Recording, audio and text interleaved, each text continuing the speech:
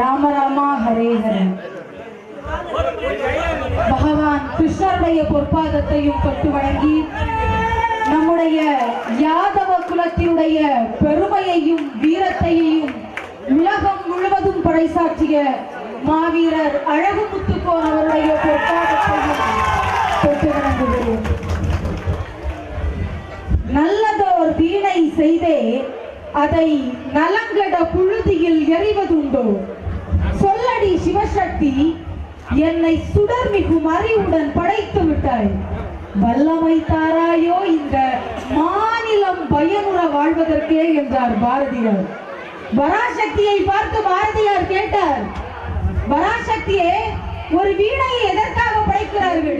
மீட்டு எங்களிலிருந்து கிடைக்கக்கூடிய இசையையும் பலனையும் இந்த ஊர் மக்களுக்கும் யாதவ சமுதாயத்திற்கும் கொடு என்று சொல்லி பகவானை பார்த்து வேண்டி இங்கே வருகை தந்திருக்கக்கூடிய கோகுல கிருஷ்ணா யாதவ அறக்கட்டளையினுடைய போகிற போது பயம் இருந்தால் குலதெய்வத்தை அழைக்க பாரதியார் சொன்னார்.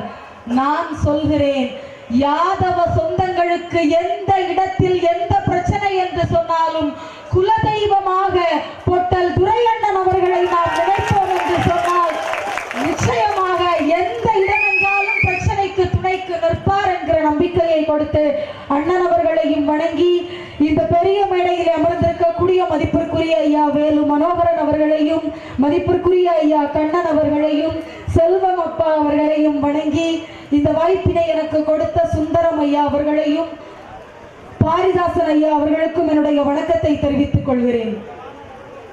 யாதவ சொந்தங்களிடம் நான் கேட்டுக்கொள்வது ஒன்றே ஒன்றைத்தான். வளர்கிற பிராயத்திலேயே தாய்மார்கள் எங்களுக்கு யாதவ குலத்தின் பெருமையை சொல்லித்தாருங்கள். தாயர் சிறந்த கோவிலும் இல்லை, தந்தை சொல்மிக்க மந்திரமும் இல்லை என்பார்கள். சிறு பிராயத்திலே தாய்மார்கள் யாதவத்தினுடைய அருமையை எங்களுக்கு சொல்லி தருகிற போது அதை தெரிந்து நாம் வளர்கிறோம். சாதாரணமான குலம் இல்லை யாதவ குலம். துகிலில் கை வைக்கிற போது குலை உற்று நிற்கிறாள். பாரதி அழகாக சொல்லி இருப்பார், ஆடை குலை உற்று நிற்கிறாள், அவள் ஆவன் சழுது துடிக்கிறாள். வெறும் மாடு நிகர்த்த துச்சாதனன் அவள் மைக்குழல் பற்றி இழுக்கிறான். இந்த பீடையை நோக்கினன் பீமனும் கரை பொங்கி எழுந்தது வெஞ்சினம் என்பார். அத்தனையும் குலை உற்று பாஞ்சாலி நின்றாள். துச்சாதனன் ஆடையை இழுத்தான். பாஞ்சாலி என்ன செய்திருக்க வேண்டும்? என் சகோதரன் கண்ணன் வருவான் என்று நம்பி இருக்க வேண்டும். அவள் முதலில் நம்பவில்லை.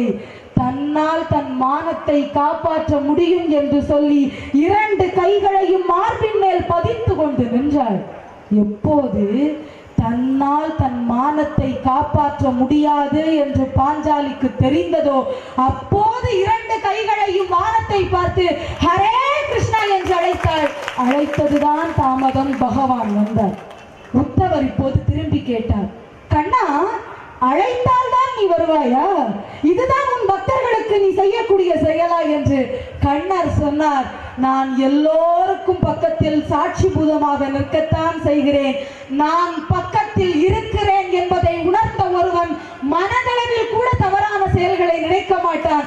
ஏனென்றால் நான் பக்கத்தில் நிற்கிறேன் என்பது அவனுக்கு தெரியும். யாரெல்லாம் என்னை நம்பவில்லையோ அவர்கள் தவறு செய்கிறார்கள் என்று சொன்னார்.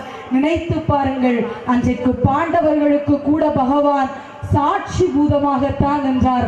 நமக்கு மட்டும்தான் பாரதியும் ஆண்டாளும் சொன்னதை போல தம்பியாக, அண்ணனாக, சகோதரனாக, மாமனாக, அப்பாவாக, அம்மாவாக, காதலனாக, காதலியாக என்று அத்தனை முறையிலும் சொந்தமாக இருக்கக்கூடிய வாய்ப்பு யாதவனுக்கு மட்டுமே கிடைத்தது என்று சொல்லி யாதவர்களுடைய பெருமையை பேசக்கூடிய மிகப்பெரிய வாய்ப்பினை எனக்கு கொடுத்த அத்தனை பெரிய உள்ளங்களுக்கும் நன்றி கூறி விடைபெறுகிறேன். நன்றி, வணக்கம்.